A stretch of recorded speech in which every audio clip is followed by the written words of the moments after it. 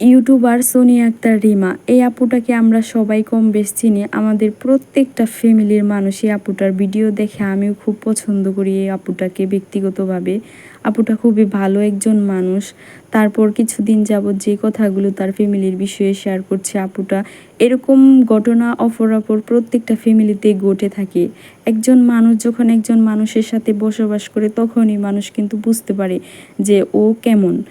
আর যদি বাহির থেকে আমরা অনেক কিছুই অনেক ধরনের কথা বলে থাকি যে ও অমুক, ওটা ও করলো, এক হাতে তালি বাজে না, এই সেই অনেক কথা আমরা বলে ফেলি মানুষের অজান্তেই। কিন্তু আপুটার যে কথাগুলো, যেই কষ্টের কথাগুলো, রাগের কথাগুলো, ঠিকই এক একটা ফ্যামিলিতে এরকম কিছু কালনাগিনী বিষধর সাপ আছে যে এত সুন্দর একটা ভাই বোনের পবিত্র সম্পর্কটাকেও নষ্ট করে দিতে পারে।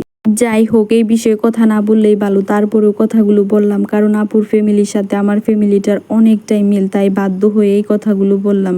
আর আপু খুবই প্রতিবাদী একজন লোক, আর আমি এমন একটা মেয়ে খুবই প্রতিবাদী, কারণ আমি আবার নিজের বাপকেও ছাড়ি না। অন্যায় করলে অন্যায়ের প্রশ্রয় আমি কখনোই দেই না। যেই জায়গায় অন্যায় হয় ওইটা আমার সহ্য হয় না, আমার কথা বলতেই হয়। আর আপু খুবই ভালো মানুষ, খুবই প্রতিবাদী একজন মানুষ।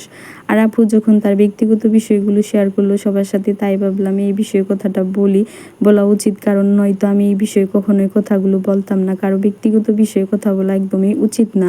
আর কিছু মানুষ দেখবেন নিজের অন্যায় ঢাকার জন্য অন্যের উপর চাপিয়ে দিবে দোষগুলো।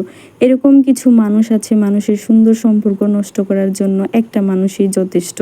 একটা মানুষ যখন একটা মানুষের জায়গা থেকে অতিরিক্ত সম্মান আর ভালোবাসা পেয়ে ফেলে, তাহলে কিন্তু ওই মানুষটা কখনোই সম্মান আর ভালোবাসার মূল্য দিতে জানে না। উল্টো আপনার সম্মান আর ভালোবাসাটাকে হাতিয়ার করে আরও বড় অন্যায়ের সৃষ্টি করে। আর এইসব মানুষের কাছ থেকে দূরে থাকাই ভালো। আর এদেরকে বিষধর সাপ বললেও ভুল হবে, কারণ বিষধর সাপ মানুষকে এক ছোবলে মেরে ফেলে, আর এরা মানুষকে তিলে তিলে ছোবলে শেষ করে দিতে চায়, মানুষের সুন্দর সম্পর্কটাকে নষ্ট করে দিতে চায়। বাস্তব জীবনে খেয়াল করে দেখবেন, বোনেরা কখনোই ভাইকে ভুলে যেতে পারে না, কিন্তু একটা ভাই কিন্তু পারে সারা জীবনের জন্য বোনকে ভুলে যেতে। কিন্তু একটা বোন চাই সবসময় তার ভাই অনেক বড় হোক, অনেক ভালো থাকুক, সুস্থ থাকুক।